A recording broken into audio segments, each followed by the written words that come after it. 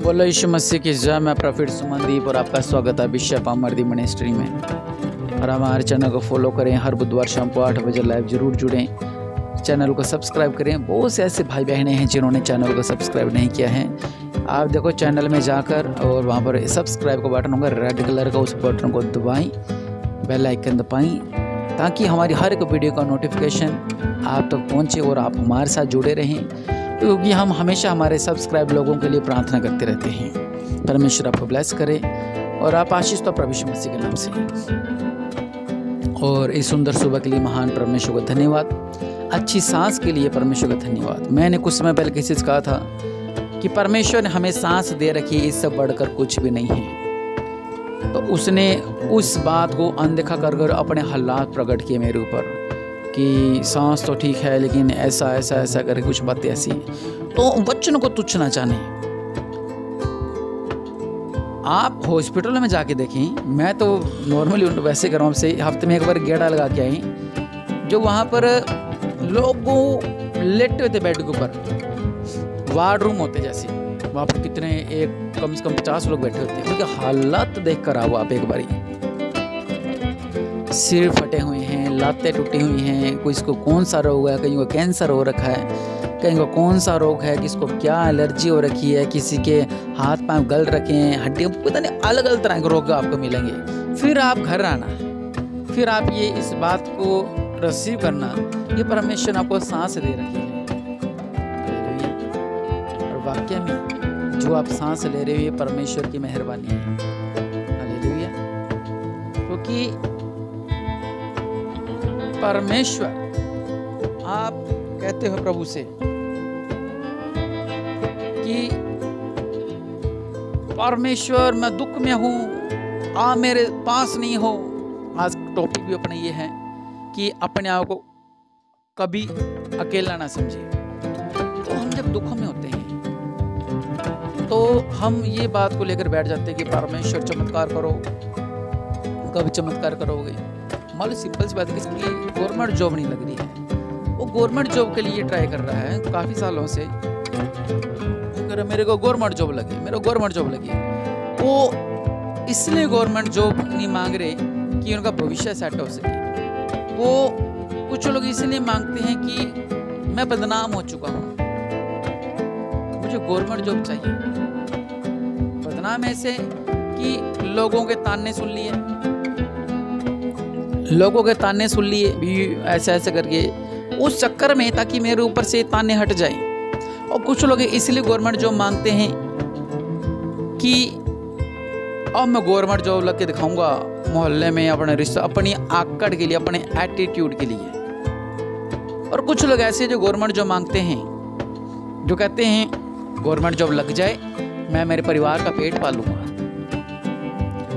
ऐसे लोग जो हैं, जो प्रार्थना करते हैं गवर्नमेंट जॉब के लिए, किसी भी काम के लिए अगर वो प्रार्थना करते हैं, जो कार्य नहीं हो पाता, तो लोगों के ताने और अंदर की घुटन और बाहर का वातावरण, लोगों के बीच का, उसको एक बात उसके मन में डालता है कि परमेश्वर मेरे जीवन में कार्य क्यों नहीं कर रहे हैं, क्यों नहीं कर रहे हैं परमेश्वर, क्यों नहीं कर रहे हैं। इतने बड़े बड़े परमेश्वर चमत्कार करते हैं, लेकिन ये वाला चमत्कार क्यों नहीं हो पा रहा है।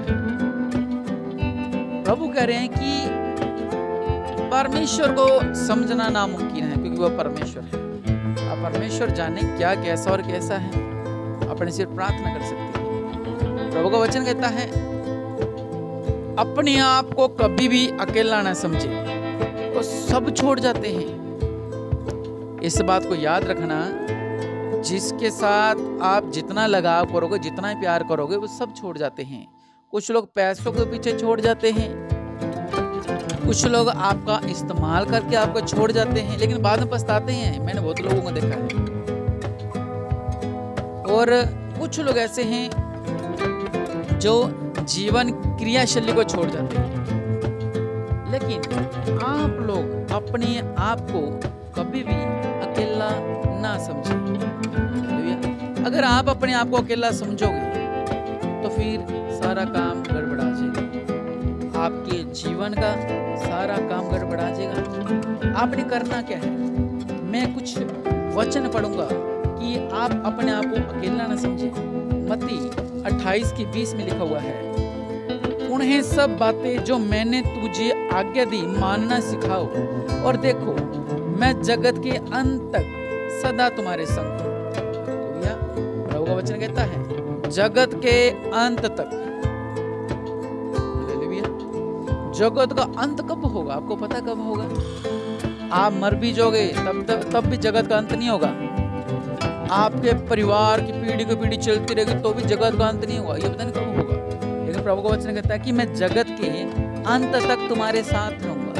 जब भी आपको लगे आपके ऊपर ताने पड़ रहे हैं, लोग आपके ऊपर उंगली उठा रहे हैं, आपका काम नहीं चल रहा, आपको लगता है मैं खुदकुशी कर लूं, आपको लगता है मेरे रिश्ते नहीं हो रहे हैं, बहुत सी ऐसी बातें जो आपके जीवन में होती है, बस मैं आपको वो बात बताना चाहता हूँ कि जहाँ पर आपको लगता है कि अब मुझे नहीं जीना क्योंकि मैं अब अकेला हो गया हूँ, मुझे सब छोड़ के हैं, अब मैं अकेला हो गया हूँ, अब मैं नहीं जी सकता, अब मैं अकेला हो गया हूँ। कई बार क्या होता है कि हम किसी से बहुत ही लगाव रख लेते हैं, वो हमें छोड़ जाता है।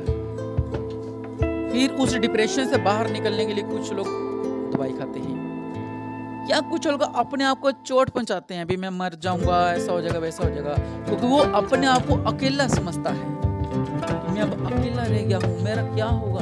लेकिन वो ये बात भूल जाता है उसका परिवार उसके साथ है, उसको परिवार भी दिखाई नहीं देता, नहीं मैं अकेला हूँ, मैं अकेला रह गया। लेकिन परिवार का ना सोचें, बल्कि आप अपने पिता का सोचें, मतलब परमेश्वर का। प्रभु का वचन कहता है मैं तुम्हारे संग हूं, हर एक दुख में, हर एक सुख में। भजन संहिता 34:8-18 में लिखा हुआ है, यहोवा टूटे मन वालों के समीप रहता है और पीछे हुआ को उद्धार करता है, जिनका मन टूटा होता है। अब मेरे जीवन में क्या हो गया, अब मैं अकेला रह गया हूँ, या मैं अकेली रह गई हूँ, और परमेश्वर आपके संग है। आजकल जैसा यूथ कर रहा है, सोशल मीडिया पे चल रहा है, लड़की लड़के पीछे जान दे रही है, लड़का लड़की पीछे जान दे रहा है, तो ये सब व्यर्थ है, इन चीजों में कुछ नहीं रखा। पहले उनका लगाव हो जाता है और ये सब मोह माया है। कहने का मतलब ये है कि अगर आप इस लाइन में पढ़ते हो तो वो आप उम्र भर के लिए उस लाइन में नहीं पढ़ सकते। अब आगे वाले के मन में क्या है कि आपको वो इस्तेमाल कर रहा है या आपको आपके पैसे पसंद है, और जब लास्ट में एंड होता है इन बातों का, तब रोना ही मिलता है। इसलिए प्रभु को वचन में क्या बता रहा है, प्रभु के संग चले। एक बार चुनन पढ़ूंगा मैं, भजन संहिता 27:10 में लिखा हुआ है, मेरे पिता ने तो मुझे छोड़ दिया परंतु यहोवा मुझे संभाल लेगा। बहुत से ऐसे लोग हैं जो अपने घर से लड़ाई झगड़ा करके आ जाते हैं, अपने पति से लड़ाई झगड़ा करके आ जाते हैं, अपने माँ बाप से लड़ाई झगड़ा करके आ जाते हैं, लेकिन वचन कहता है मैं तुम्हें कभी नहीं छोड़ूंगा। वो कहते मेरे पिता ने मुझे छोड़ दिया है, परमेश्वर कहता है मैं तुम्हें कभी नहीं छोड़ूंगा, मैं तुम्हें कभी नहीं त्यागूंगा, मैं तुम्हारे संग संग रहूंगा। भजन संहिता 38:9, हे प्रभु मेरी सारी अभिलाषा तेरे सम्मुख है और मैं कराहना तुझसे छुपा नहीं। मतलब हम जब रोते हैं, कराहना क्या होता है, जब हम बिलक बिलक कर रोते हैं। जैसे कौन रोया था, हन्ना रोई थी। एली कहता क्या तूने नशा कर रखा है या तूने दारू पी रखी है? वो कहते नहीं नहीं ऐसा कुछ नहीं है। प्रभु के लोगों, परमेश्वर आपसे परमेश्वर हमारे अंदर की बात जानते हैं। वचन कहता है कि तुम अंदर अंदर कराते हो, अंदर अंदर चिल्लाते हो, अंदर अंदर रोते हो। परमेश्वर करे आज से तुम्हारी चिल्लाहट खत्म होने जा रही है, आज तुम्हारी चिल्लाहट खत्म होने जा रही है परमेश्वर मसीह के नाम से। भजन संहिता 9:10, तेरे नाम के जानने वाले तुझ पर भरोसा रखेंगे, क्योंकि है यहोवा तूने अपने खोजियों को त्यागा नहीं है। हालेलुया। परमेश्वर करे मैं तुम्हें कभी नहीं त्यागूंगा, जैसे अपने मेरे वचन पढ़ा था, मैं नहीं त्यागता तुम्हें। हालेलुया। इस बात को परमेश्वर आपको कभी भी अकेला नहीं छोड़ेंगे। दानियल को आप जानते हैं, दानियल को शेरों के मंदों में गिर दिया था और भूखे शेर थे, लेकिन क्या हुआ, दानियल सुबह सही सलामत निकला। सब ने उसे अकेला छोड़ दिया था, लेकिन परमेश्वर ने उसे अकेला नहीं छोड़ा। यूसुफ को उसका भाइयों ने मार दिया अपने पिता के सामने, लेकिन उसे बेचा था, मर गया, वो जानवर खा गया, लेकिन उन्होंने यूसुफ को बेच दिया।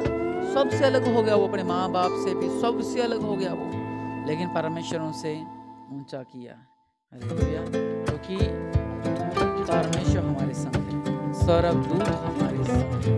इसलिए कभी भी अपने आप को जब अकेला समझे, दानियल को देखें कैसे, शद्रक मेशक अबेदनगो को देखें कैसे परमेश्वर उनके जीवन में कार्य किए, बड़े बड़े चमत्कार किए। वही परमेश्वर आपके संग है, आपको ब्लेस करना चाहता है।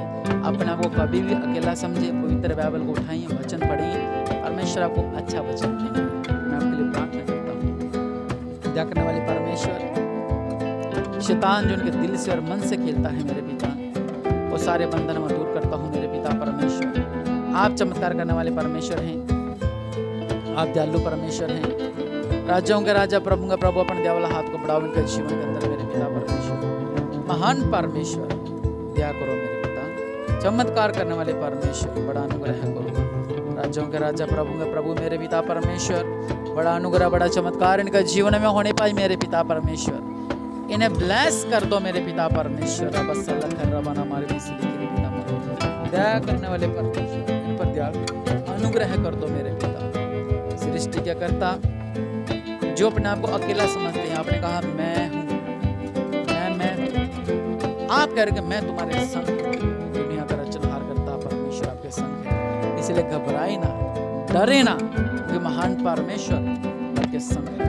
कभी भी अपने आप को अकेला समझे, अपने घुटनों को बजाएं और प्रार्थना करिए, जिस तरह हन्ना बिलख बिलख कर प्रार्थना कर रही थी। प्रभु करे मैंने तेरे कराहनियों को देखा है, परमेश्वर आपके दिल की बातों को जानते हैं। जब आप प्रार्थना करेंगे परमेश्वर हल करेगा। आप अपने आप को कभी भी अकेला ना समझिए, परमेश्वर को ब्लेस करेगा। पिता, जो लोग